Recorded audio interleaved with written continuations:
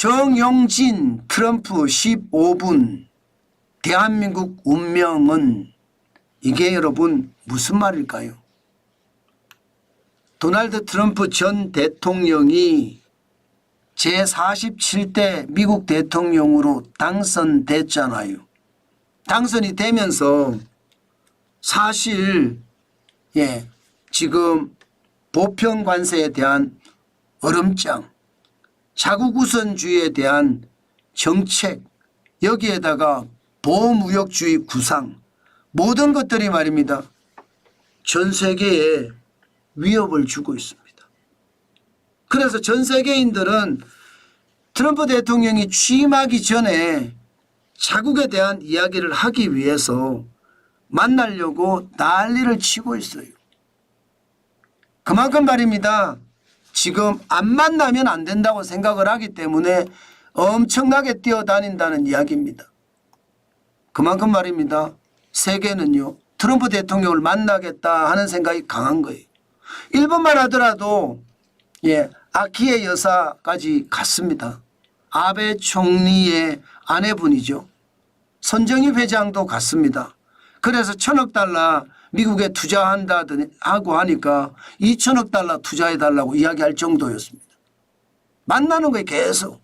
프랑스는요, 프랑스 파리 노트르담 대성당 괴관식에 트럼프 대통령을 초청을 해서 환담을 나누었고요. 캐나다 트리도 총리는요, 트럼프를 만나서 관세 문제를 논의를 했습니다. 이스라엘은요, 네타야후 총리 부부가 대선 전후로 해서 트럼프를 방문했습니다. 플로리다도 방문을 했겠죠. 그만큼 말입니다. 세계적인 유력 인사들이 트럼프를 만나서 자국우선주의와 보호무역주의에 어떻게 대응을 할 것인가 고민도 하고 이야기도 했다는 뜻이에요. 물론 대한민국은 윤석열 대통령이 트럼프 대통령과 전화통화를 한 것도 사실입니다. 그렇지만 지금 당장은 비상계엄 후에 탄핵 정국을 맞으면서 지금 윤석열 대통령은 사실상 탄핵 심판을 받고 있잖아요. 그 바람에 대한민국에 리더십이 없어요. 리더십이 없으니까 이게 미국의 어떤 트럼프 행정부 2기가 만들어지면 거기에 사전 대응을 해야 되는데 사전 대응하기가 만만치 않은 겁니다. 이 와중에 말입니다. 정용진 신세계그룹의 회장이 도널드 트럼프 주니어, 트럼프 대통령 당선인의 장남이죠. 장남을 만나러 갔습니다. 그것도 4박 5일 동안 말입니다. 플로리다도로 갔고요. 팜비치에 있는 개인 사저까지 방문을 해서 트럼프 대통령과 면담을 했습니다. 그 면담이 뭐 같이 식사도 하고 또 이야기도 했다고 하는데 사적으로 만나서 이야기한 것은요. 사적이라고 이야기할 수 있는데 그러지 말고 개별적이라고 할게요. 개별적으로 만나서 이야기한 것은 한 10분에서 15분 정도 된다고 합니다. 그 10분에서 15분이 사실상이요. 지금 대한민국의 어떤 외교 채널로 트럼프 대통령하고 직접 이야기한 것은 그게 다입니다. 그러니까 정용진 신세계 회장에 대한 이야기가 지금 세간에 뭐 언론에도 마찬가지고요. 또 권력자들도 마찬가지고 트럼프 대통령이 무슨 이야기를 했을까 여기에 관심을 가지고 그만큼 몰려들고 있다는 뜻이에요. 실제로 말입니다. 정용진 회장이 공항에 도착을 하니까 언론들이 쫙 몰리는 거예요. 언론들이. 이게 정용진 회장이 그 트럼프 대통령 사저에 머물다가 뭐 여러 사람들을 만났겠죠. 그중에 트럼프 대통령과 뭐 지인들과 함께 식사도 하고요. 또 개별 면담으로 10에서 15분까지 했다고 하니까 그 내용을 취재하기 위해서 언론사들이 굉장히 많이 몰렸습니다. 보시는 것처럼 말입니다. 공항에 이렇게 몰리기 쉽지 않거든요. 공항에 몰리기. 공항에 몰린다는 것은 그만큼 이슈가 된다는 뜻이에요. 바로 이 공항에서 그동안 말입니다. 미국에서 특파원들하고 만났을 때도 이야기 안 하는 게 좋겠다. 자세한 내용은 이렇게 이야기를 해서 왔었는데 공항에서는 조금 이야기를 했습니다. 그렇다고 해서 개인적인 이야기를 다 하지는 않았습니다. 조금 이야기한 내용이 이거예요. 대한민국은 저력 있는 나라다. 믿고 좀 기다려달라. 지금 정영진 신세계그룹 회장이 한국에 대해서 관심을 가지는 트럼프 행정부의 고위층들에게 이 말을 그냥 오랫동안 했다는 거예요. 4박 5일을 머물면서 계속 했다는 겁니다. 그만큼 말입니다. 지난 16일부터 트럼프 대통령의 당선인 마르라고 리조트에서 4박 5일이 아니네요. 5박 6일이네요. 5박 6일간 체류하다 귀국을 하면서 한 이야기입니다. 본인이 한 이야기는 했지만 상대가 이야기한 것은 지금 한 것도 안 했습니다.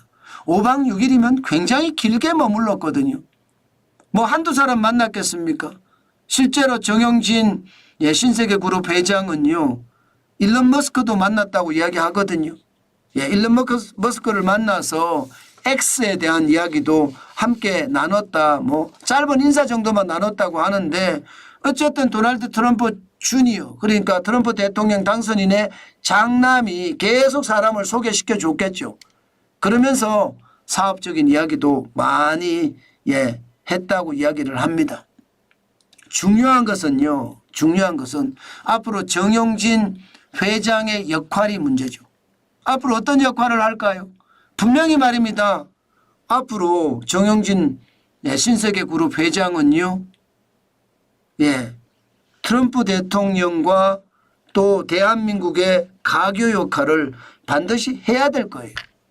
안 할 수가 없을 겁니다. 워낙 말입니다.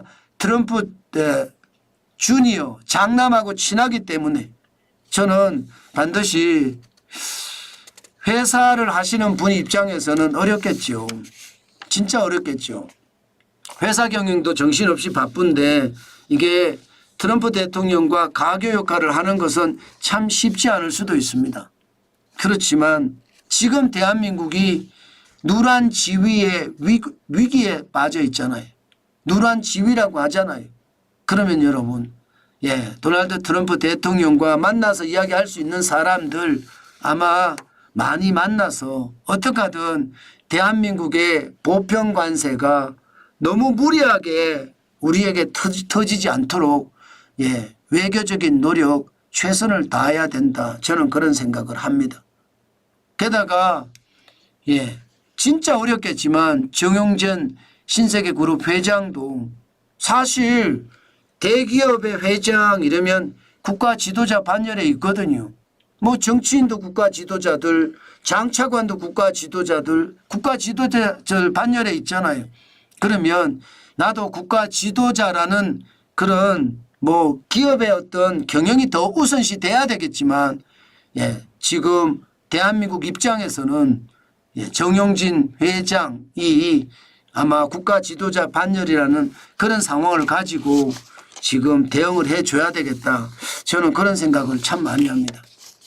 그래도 경제인이 사업을 한 사람이 국가 지도자 반열에 올라가서 확실히 대한민국의 입장을 확실히 전달하고 거기에 대한 어떤 상황을 더 낫게 만든다면 최악의 상황 말입니다. 모든 수입품에 보편적 관세를 10에서 20% 매긴다는 거. 대한민국에게 아니 뭐 캐나다나 멕시코도 25% 매긴다고 했거든요. 아마 대한민국에는 가장 낮은 단계로 이게 매겨진다는 것. 그것은 대한민국이 살려나 생존에 대한 문제거든요. 저는 이 생존의 문제를 정영진 부회장이 많이 풀었으면 좋겠다. 저는 그런 생각은 해봅니다. 사실 트럼프 행정부에 만나는 걸 보면 정영진 회장이 거의 말입니다. 네탄야후 총리 부부가 만났고요. 트리도 총리가 만났고요. 프랑스 대통령이 만났고요. 그리고 아베 총리의 아내인 아키에 여사나 손정희 회장이 만났거든요. 그런 차원으로 본다면 정영진 회장이 만나서 우리 이야기를 그것도 5박 6일간 머물면서 다양한 이야기를 했다는 것. 이것은요. 그나마 대한민국에는 약간 위안입니다. 약간 위안입니다. 아무 선의 없이 계속 막막했었는데 그 막막함을 조금씩 덜어준 거라고 저는 그렇게 생각을 합니다. 경제를 아는 사람이 국가 지도자가 되는 것 저는 당연하다고 생각해요. 국회의원 중에서도요 경제를 아는 사람이 많이 드물러요. 그러니 답답하죠. 예, 장차관들도 경제를 아는 사람들이 저는 시장을 들여다보고 국가를 이끌었으면 좋겠습니다. 지금은 경제를 아는 사람이 굉장히 중요하다. 그 말씀 다시 한번 여러분께 말씀 올립니다.